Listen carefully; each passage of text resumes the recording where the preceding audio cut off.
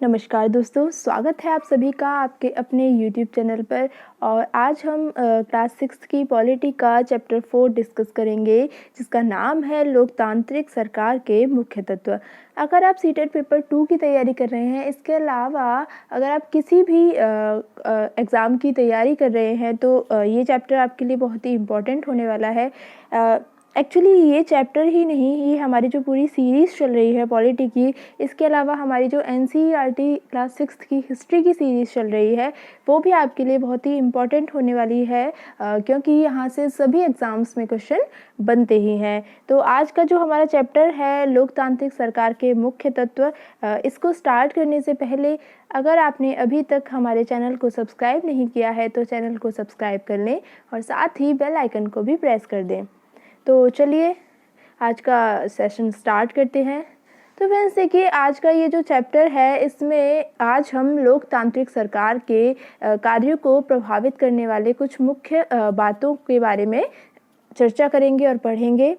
और इन कार्यों में लोगों की भागीदारी और समस्याओं का समाधान, समानता एवं न्याय के विचार शामिल हैं और ये सभी लोकतांत्रिक व्यवस्था को सफल बनाते हैं।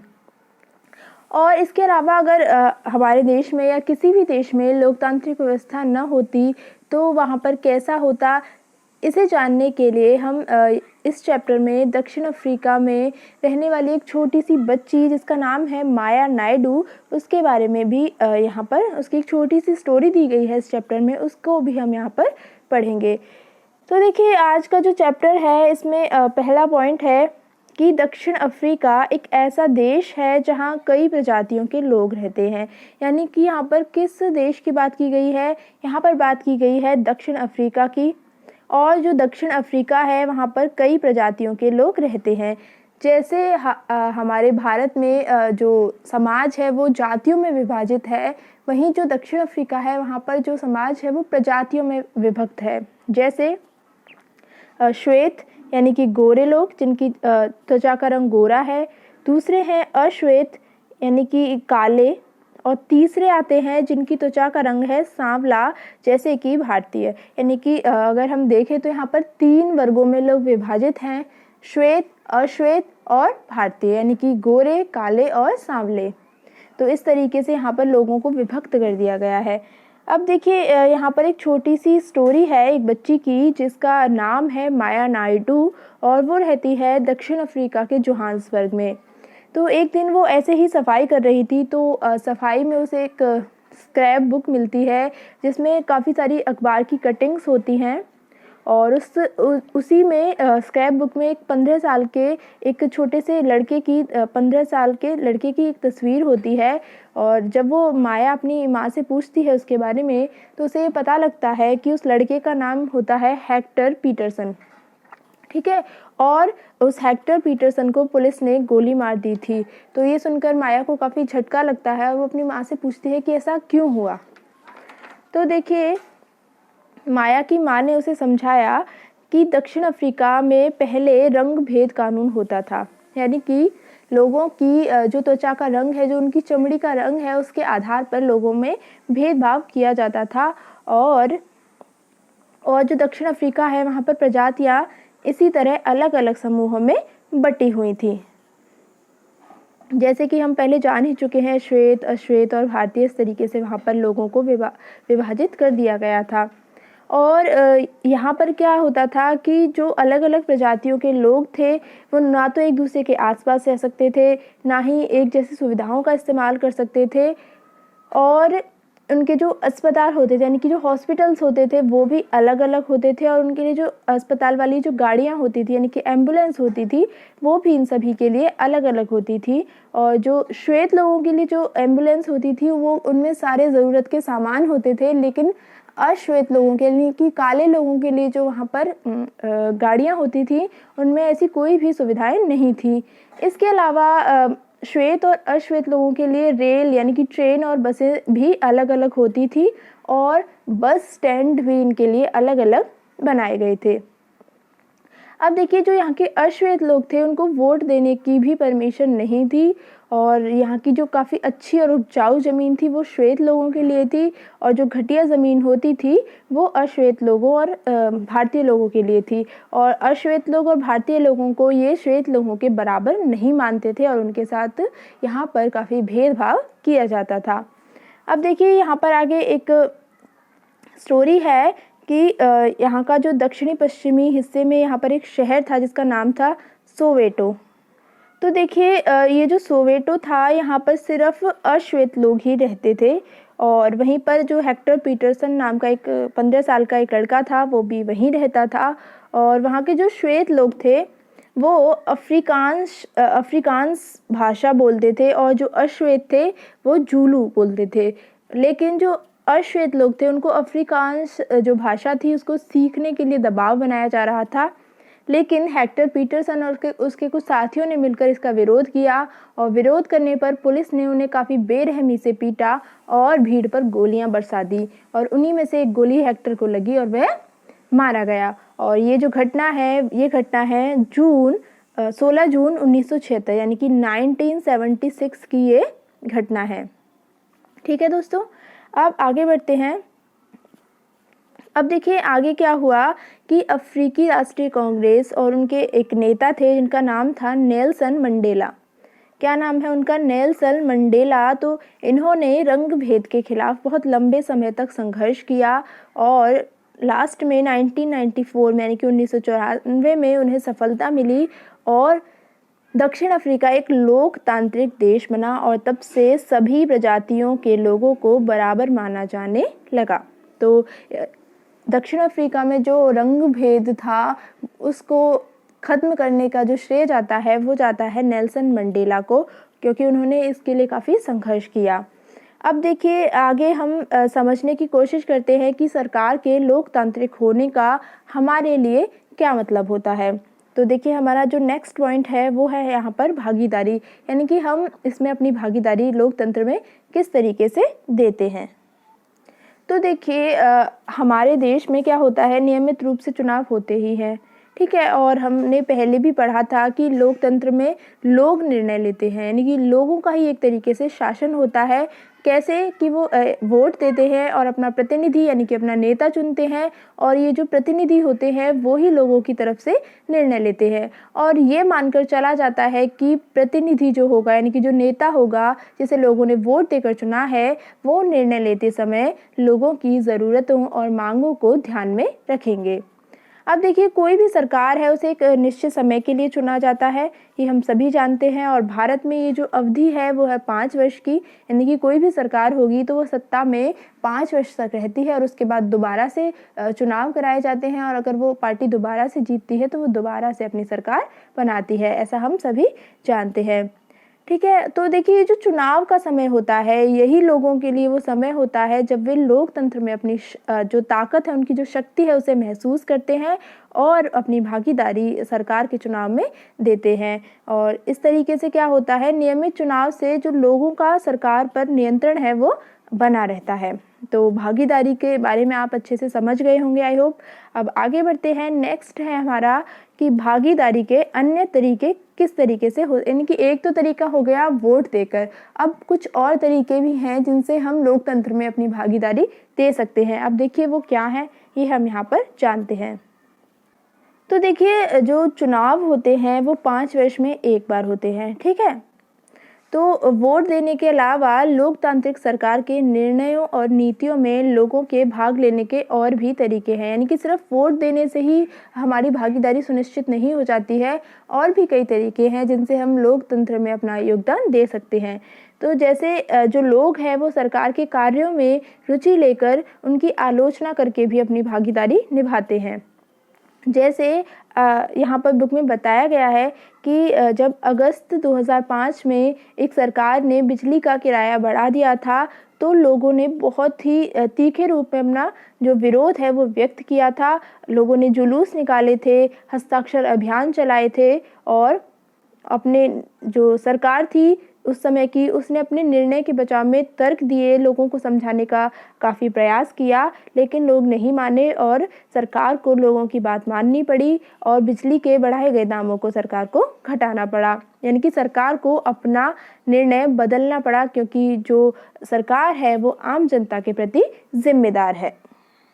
तो देखिए कई तरीके हैं जिनके द्वारा लोग अपनी राय व्यक्त कर सकते हैं और सरकार को ये समझा सकते हैं कि उसे क्या कार्रवाई करनी चाहिए। जैसे कि धरने, जुलूस, हड़ताल, हस्ताक्षर अभियान, ये सभी ऐसे तरीके हैं जिनसे लोग अपनी भागीदारी सरकार को दिखा सकते हैं। और जो लोगों को बात सही नहीं लगती है, न्याय संगत नहीं लगती हैं, उनके प्रति लोग अपना विरोध व्यक्त करते हैं। अब देखिए जो इसके अलावा अखबार यानी कि न्यूज़पेपर, मैगज़ीन्स, इसके अलावा जो टीवी है, वो भी जनता से जुड़े मुद्दों और सरकार की ज़िम्मेदारियों पर चर्चा करने में एक महत्वपूर्ण भूमिका निभाते हैं। अब देखिए आगे है यहाँ पर कि जहाँ यह सच है कि लोकतंत्र लोगों को भागीदारी का मौका देती है, वहीं ये सच भी है कि सभी वर्ग के लोगों को यह मौका नहीं मिल पाता है। तो लोगों के लिए भागीदारी का एक अन्य तरीका यह भी है कि वे आंदोलन करें और जो सरकार और उसके काम करने के तौर तरीकों को चुनौती दें। यानी कि लोगों के सामने एक ऑप्शन ये भी है कि अगर लोगों को सरकार का काम पसंद नहीं आ रहा है तो वो उनके खिलाफ आंदोलन करें और उनके कामों को चुनौती दें। ठीक है। अब देखिए जो दलित होते हैं, आदिवासी हैं, अल्पसंख्यक हैं और जो महिलाएं हैं, तो इन लोगों की जो भागीदारी है वो अक्सर इन आंदोलन के ज़रिए ही हो पाती है। अब देखिए अगर देश के जो लोग हैं वो सजग हैं, यानी कि जागरूक हैं और इस बारे में रुचि लेते हैं कि देश कैसे चलाया जाता है, तो उस देश की सरकार का लोकतांत्रिक स्वरूप और भी मजबूत होता है। यानी कि अगर लोगों को नॉलेज ही नहीं है कि सरकार क्या कर रही है, कैसे कर रही है, तो वहाँ जो लोकतांत्रिक शासन है वो उतना अच्छा नहीं होगा, मजबूत नहीं होगा। अगर लोगों को रुचि है, वो जानते हैं, उनको नॉलेज है, तो वो अगर कुछ गलत होगा तो उसके खिलाफ आवाज़ उठा सकते हैं। ठीक है। तो ये भागीदारी के अन्य तरीके थे जिनके बारे में हमने जाना। अब हमारा जो नेक्स्ट है कि ये जो विवाद होते हैं, जो आंदोलन होते हैं, जो जुलूस निकाले जाते हैं, ऐसे विवादों का समाधान किस प्रकार होता है, वो हम यहाँ पर डिस्कस कर लेते हैं। तो देखिए अभी जब हमने माया नायडू की कहानी पढ़ी थी तो उसमें हमने पढ़ा था कि कैसे विवादों के या समस्याओं के समाधान के लिए कई बार हिंसा का प्रयोग किया जाता है। यानी कि पुलिस ने क्या किया था, भीड़ पर गोलियां चला दी थी। तो देखिए ऐसा क्यों होता है, तो ऐसा इसलिए होता है कि एक समूह ये मान लेता है कि दूसरे समूह को विरोध करने से रोकने के लिए बल का इस्तेमाल करना उचित है। ठीक है। अब देखिए ये जो विवाद होते हैं ये क्यों होते हैं, ये इसलिए होते हैं जब विभिन्न संस्कृति या धर्म, क्षेत्र और आर्थिक पृष्ठभूमि के जो लोग होते हैं वो एक दूसरे के साथ उनका तालमेल नहीं बैठ पाता है। और ऐसा तब भी होता है जब कुछ लोगों को ये लगता है कि उनके साथ भेदभाव किया जा रहा है, तो लोग अपने विवादों को ख़त्म करने के लिए हिंसात्मक तरीके भी अपनाते हैं, जिससे अन्य लोगों में डर की और असुरक्षा की भावना फैलती है।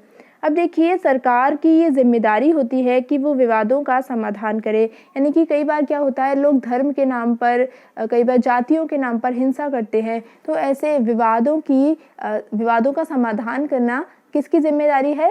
जिम्मेदारी है ये सरकार की। अब देखिए यहाँ पर कुछ आगे बताया गया है कि कुछ विवाद होते हैं हमारे देश में, तो सरकार इनको कैसे इनका सॉल्यूशन निकालती है। तो देखिए कई बार क्या होता है, कोई धार्मिक जुलूस होते हैं या कई बार कोई उत्सव होते हैं, तो वो भी समस्या का कारण बन जाते हैं। जैसे धार्मिक जुलूस जो होते हैं वो किस रास्ते पर निकलेंगे, ये भी कई बार विवाद का कारण बन जाता है। यानी कि कोई एक धर्म के लोग हैं वो दूसरे धर्म के लोगों को अपने यहाँ से निकलने की अनुमति नहीं देते हैं, उनके जो जुलूस है उनको निकलने की परमिशन नहीं देते हैं। और इससे क्या होता है, कई बार हिंसा भड़कने का खतरा भी रहता है और कई बार जो जुलूस के लोग हैं वो काफ़ी ज़्यादा उत्तेजित हो जाते हैं और कभी लोग जुलूस पर पत्थर फेंकने या उसे रोकने की कोशिश करते हैं। तो ऐसे मौक़ों पर क्या होता है, जो पुलिस होती है वो काफ़ी महत्वपूर्ण भूमिका निभाती है और पुलिस की जिम्मेदारी ये सुनिश्चित करने की होती है कि आपस में टकराव की जो स्थिति है वो पैदा ना हो और हिंसा ना भड़के। यानी कि पुलिस क्या करती है, जो पक्ष होते हैं उनको एक जगह बिठाकर बात करवाती है, जिससे जो विवाद है उसका समाधान बातचीत के ज़रिए निकल सके। अब देखिए, ये तो हो गया धर्म के नाम पर विवाद। कई बार क्या होता है, विवाद नदियों के कारण भी होता है, यानी कि नदियाँ भी कई बार विवाद का कारण बन जाती हैं। यानी कि जैसे कुछ नदियाँ हैं वो एक से अधिक राज्यों से होकर बहती हैं। अब देखिए, जिन जिन राज्यों से वो नदी गुजरती है उनके बीच में नदी के पानी का जो बंटवारा है वो भी विवाद का कारण बन जाता है। जैसे कि जो कावेरी नदी है वो कर्नाटक और तमिलनाडु, ठीक है, इन दोनों राज्यों से होकर बहती है और यहाँ पर काफ़ी विवाद चलता है इस नदी को लेकर। अब देखिए इसमें क्या है कि कर्नाटक के कृष्णा राजा सागर बांध में भरा हुआ पानी कई जिलों में सिंचाई के काम आता है और इस पानी से बेंगलुरु शहर की ज़रूरतें भी पूरी होती हैं। अब देखिए, तमिलनाडु में एक बांध है, इसका नाम है मेटूर बांध, और इस बांध के पानी से राज्य का जो डेल्टा क्षेत्र है वहाँ पर सिंचाई होती है। ठीक है, तो इतना आपने जान लिया। अब आगे बढ़ते हैं। अब देखिए, ये दोनों जो बांध हैं, यानी कि कृष्णा राजा सागर बांध और मेटूर बांध, ये दोनों बांध एक ही नदी पर बने हुए हैं। कौन सी नदी पर? कावेरी नदी पर। अब देखिए, जो कर्नाटक का कृष्णा राजा सागर बांध है वो कावेरी नदी के ऊपरी छोर पर है और तमिलनाडु का जो मेटूर बांध है वो नदी के निचले छोर पर है। अब देखिए, जो मेटूर बांध है वो नीचे की तरफ है, तो उसमें पानी तभी भरा जाएगा जब कृष्णा राजा सागर बांध से पानी छोड़ा जाए। ठीक है, आई होप आपको इतना समझ में आ गया होगा। अब देखिए, जो दोनों राज्य हैं उनको अपने लोगों की ज़रूरतों के लिए भरपूर पानी चाहिए और जो कि नहीं मिल पाता है, और इसी से क्या होता है, विवाद उत्पन्न होता है। तो ये जो नदियों के बीच विवाद है, इसके लिए राज्य सरकारें कुछ नहीं कर सकती, क्योंकि जब दो राज्य ही आपस में लड़ रहे हैं तो इन समस्याओं के समाधान के लिए राष्ट्रीय सरकार को कदम उठाना पड़ता है, जिससे दोनों राज्यों के बीच पानी का सही बंटवारा हो जाए। अब देखिए, हमारे यहाँ पर नेक्स्ट पॉइंट है समानता एवं न्याय। तो देखिए, जो लोकतांत्रिक सरकार होती है उसके मुख्य विचारों में से एक है उसका न्याय एवं समानता के प्रति वचनबद्ध होना। यानी कि सरकार का ये कर्तव्य है कि वो लोगों को न्याय दिलाएगी और उनके साथ एक समान व्यवहार करेगी, यानी कि सबकी समानता का ध्यान रखेगी। अब देखिए, एक अस्पृश्यता यानी कि छुआछूत की जो प्रथा है वो हमारे देश में काफ़ी समय से चली आ रही थी और अब उस पर कानून के द्वारा रोक लगा दी गई है। ठीक है, ये आप सभी जानते होंगे। और हम ये भी सभी जानते हैं कि लंबे समय तक दलित लोगों को शिक्षा, यानी कि जो दलित वर्ग था हमारे देश का, उसको शिक्षा, स्वास्थ्य एवं यातायात की सुविधाओं से वंचित रखा गया था। और यहाँ तक कि ये भी हालात थे पहले कि उन्हें सार्वजनिक मंदिरों में घुसने तक नहीं दिया जाता था। और अंबेडकर जी, जिनके बारे में हमने पिछले चैप्टर में पढ़ा था, और तो उन्होंने ही ये बात लोगों को समझाई कि ये जो प्रथा है ये अमानवीय है और हम न्याय को तभी प्राप्त कर सकते हैं जब सभी लोगों के साथ हम बराबरी का व्यवहार करें। अब देखिए, जो सरकार है वो भी समानता और न्याय की ज़रूरत को पहचानती है और वो जो समूह है, यानी कि जो दलित वर्ग है, उनके लिए विशेष प्रावधान करती है। और देखिए, एक हमारे समाज में ये भी प्रथा है कि लोग लड़कों की देखभाल लड़की से ज़्यादा करते हैं। यानी कि कहने का मतलब है कि जो समाज है हमारा वो लड़कियों को उतना महत्व नहीं देता जितना लड़कों को देता है। तो ये जो धारणा है वो गलत है और अन्यायपूर्ण है। इसलिए इसे दूर करने के लिए सरकार ने कुछ कदम उठाए हैं, कुछ विशेष प्रावधान किए हैं, जिससे लड़कियां अपने साथ होने वाले अन्याय से छुटकारा पा सकेंगी। जैसे कि सरकारी स्कूल और कॉलेज में लड़कियों की फ़ीस खत्म करने या समाप्त करने का प्रावधान किया गया है।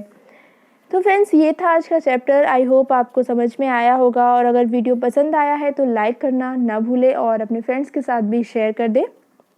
तो फ्रेंड्स, आज के वीडियो में इतना ही। मिलेंगे एक नए वीडियो में एक नए टॉपिक के साथ। तब तक के लिए thank you so much and good bye.